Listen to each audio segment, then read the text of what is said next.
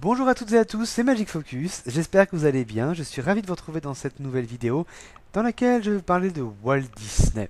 Alors je ne vais pas vous faire une biographie sur Walt Disney, ce n'est pas le sujet de cette vidéo, mais je vais plutôt vous parler d'anecdotes, parfois surprenantes, méconnues, sur l'homme qu'était Walt Disney, considéré comme un visionnaire, considéré comme l'une des figures les plus importantes du XXe siècle.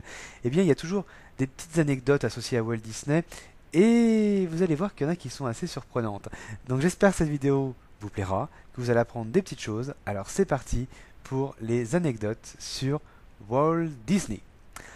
Alors, première anecdote, qui elle est quand même assez connue, eh bien, c'est que Walt Disney détient le record absolu du nombre d'Oscars avec 22. 22 récompenses. C'est l'homme le plus oscarisé de l'histoire, tout simplement de l'histoire tout court. Voilà, c'est l'homme le plus oscarisé. C'est assez exceptionnel quand on y pense.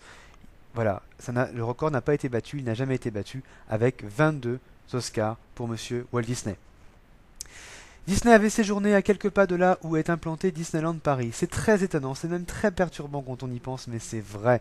Walt Disney était ambulancier pendant la guerre 14-18, il était ambulancier à la Croix-Rouge, et il séjournait régulièrement là où est implanté aujourd'hui le secteur de Marne-la-Vallée.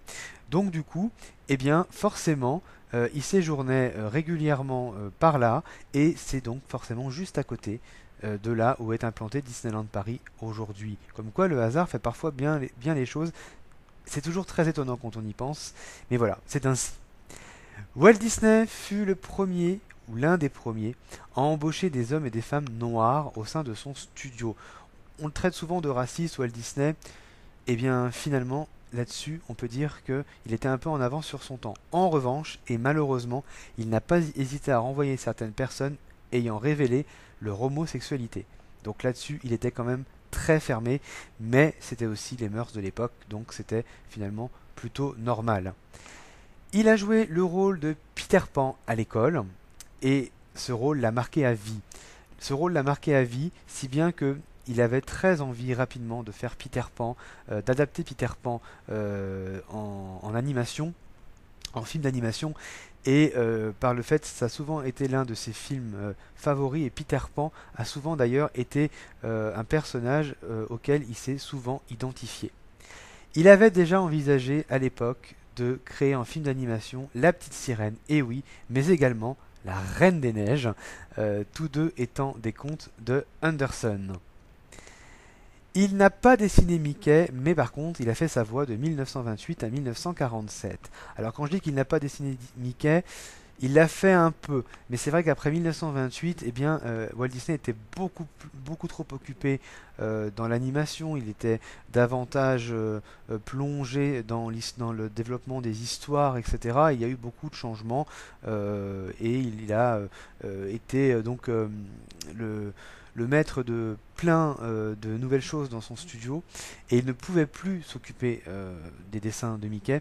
C'est donc un certain Eworks qui reprendra les rênes pour Mickey Mouse, en tout cas pour les dessins. Il avait imaginé Mickey Mouse Park, et c'est finalement le parc qu'il avait imaginé avant Disneyland, qui aurait été accolé à son studio afin d'en faire une visite complète. En fait, il voulait que les visiteurs visitent Mickey Mouse Park et qu'ensuite ils aillent visiter les studios pour voir comment les films d'animation se produisaient.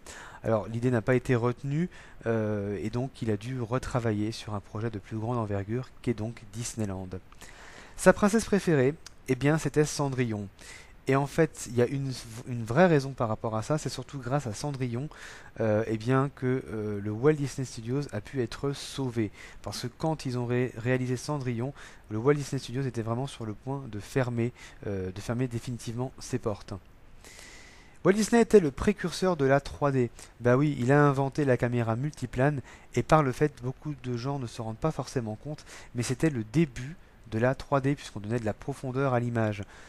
Et ainsi, Walt Disney devient le précurseur d'à peu près toutes les choses qu'on a eues en 3D, les films 3D, etc. Finalement, ça vient de Walt Disney lui-même. On connaît cette fameuse phrase If you can dream it, you can do it. C'est probablement la citation qui ressort le plus. Elle est même vendue sur des tonnes de t-shirts. Et pourtant, tenez-vous bien, elle n'est pas de Walt Disney. Et non, elle est faussement rattachée à Walt Disney. Elle provient en fait de la bouche d'un certain Tom Fitzgerald et elle est issue de l'attraction Horizons d'Epcot. Et non, ce n'est donc pas une citation de Walt Disney. Avant de concevoir Disneyland, eh bien, Walt Disney aura visité certains parcs européens, comme par exemple le Tivoli Garden ou encore Efteling. C'est ces parcs qui lui auront en tout cas donné l'envie de créer un parc à thème ou en tout cas de les révolutionner. Et oui, donc c'est là aussi l'Europe qui a servi de support à Walt Disney finalement. Walt Disney s'est senti responsable de la mort de sa mère. Alors oui, avec le succès que Walt Disney avait, il avait décidé d'acheter une petite maison à ses parents au nord d'Hollywood.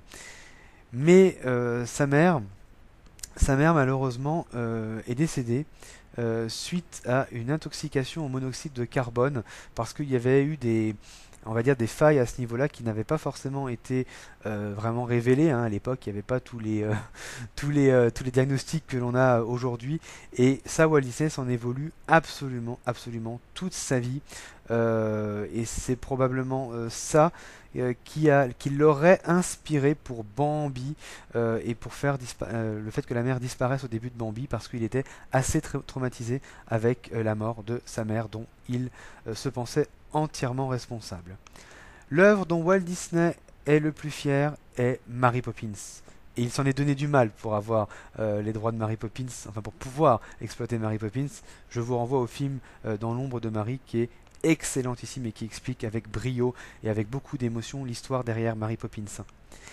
Il a animé la toute première émission en couleur de l'histoire Disney, c'était justement pour présenter la Technicolor et rien de mieux que de mettre de la couleur aussi dans l'émission et l'émission a été présentée totalement en couleur, c'était une première mondiale. Son auteur préféré était Jules Verne. C'est pas pour rien qu'il décidera, bien sûr, dans les années 60, de créer un live action qui reposera sur le roman de Jules Verne. C'était son auteur préféré. Et l'un des artistes qui l'admirait le plus était Salvador Dali. D'ailleurs, il a collaboré avec lui en faisant un film qui s'appelle Destino, que je vous invite à aller voir sur YouTube. Donc voilà, il était passionné par Dali. Avec Mickey Mouse, il commercialise les premiers produits dérivés d'une franchise. C'est lui qui va lancer la mode des produits dérivés et il aurait quand même eu tort de s'en priver puisque depuis des tonnes de produits dérivés, Mickey se sont vendus et continuent de se vendre aujourd'hui dans le monde entier. Il a travaillé en collaboration avec la NASA où il crée des documentaires sur les programmes spatiaux. Voilà, il a créé des documentaires là-dessus et pas que des documentaires animaliers. On le connaissait par rapport à ça, par rapport aux documentaires animaliers, mais il a travaillé aussi avec la NASA. Le personnage qu'il déteste le plus est Dingo, car il jugeait Walt Disney qu'il était trop gaguesque et que on ne ressentait pas assez d'émotion dans Dingo, mais qu'il était nécessaire pour plaire aussi aux plus jeunes et à toutes les personnes, finalement à tout public. Son dernier projet, comme vous le savez, était Pirates des Caraïbes. Son dernier projet, en tout cas pour Disneyland, était Pirates des Caraïbes, mais il avait déjà travaillé très en profondeur sur le projet de Haunted Mansion et avait commencé des ébauches sur Space Mountain.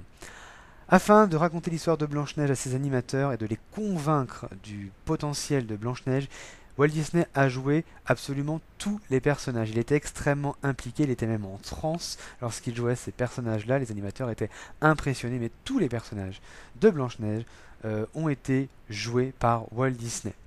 Fantasia fut son plus gros échec avec des spectateurs quittant la salle au bout de 20 minutes. C'est un échec cuisant et pourtant Walt Disney avait misé énormément sur Fantasia puisqu'il voulait faire partager la culture de la musique à son public et le public n'ayant pas compris Fantasia, ça a été l'un de ses plus gros échecs et probablement je pense qu'il a été très vexé Walt Disney de l'échec de Fantasia. Walt Disney inventa le name tag, vous savez la petite étiquette, enfin le petit badge que portent les cast members.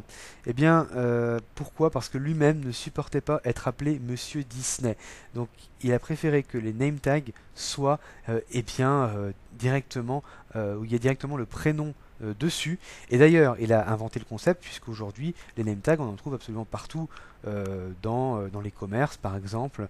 Les gens portent un name tag. Ça se fait de plus en plus, et ça s'est fait au fur et à mesure du temps, mais c'est une invention, c'est un concept, en tout cas, créé par Walt Disney. Il réalise un film qui s'appelle Bon Voyage en 1962, qui dépeint l'amour de Paris avec justesse et classe, parce que Walt Disney était amoureux de la France et il voulait le montrer, et ce film le montre totalement. D'ailleurs, le nom de Bon Voyage est le nom de la boutique qui est située à l'entrée de Tokyo Disneyland. Donc finalement, c'est pas pour rien, c'est là que ça vient. Son land préféré était Fantasyland, puisqu'il aimait énormément l'Europe et que pour lui, Fantasyland représente le cœur de Disneyland. Et enfin, dernière anecdote, eh bien, sa signature n'est en fait pas la sienne. Toutes les signatures que vous verrez où il est écrit Walt Disney, c'est une fausse signature, ce n'est pas sa vraie signature qu'il avait dans la vie de tous les jours. Il a fait une signature un peu comme étant un peu une marque déposée et non pas comme étant celle qu'il utilisait au quotidien officiellement. Donc voilà, j'espère que ces anecdotes vous auront plu, que vous aurez appris des choses. Vous voyez, il y a des anecdotes très étonnantes. Il y en a plein d'autres, bien sûr, sur Walt Disney. Ça sera peut-être l'objet d'une seconde vidéo, d'ailleurs, sur le sujet, pourquoi pas. Donc voilà pour cette vidéo. N'hésitez pas à liker, n'hésitez pas à vous abonner. Merci beaucoup si vous l'avez fait ou si vous allez le faire. C'est très encourageant, vraiment merci beaucoup. Et quant à nous, on se retrouve bien dans une prochaine vidéo. Merci d'avoir regardé, à très bientôt. Salut, salut.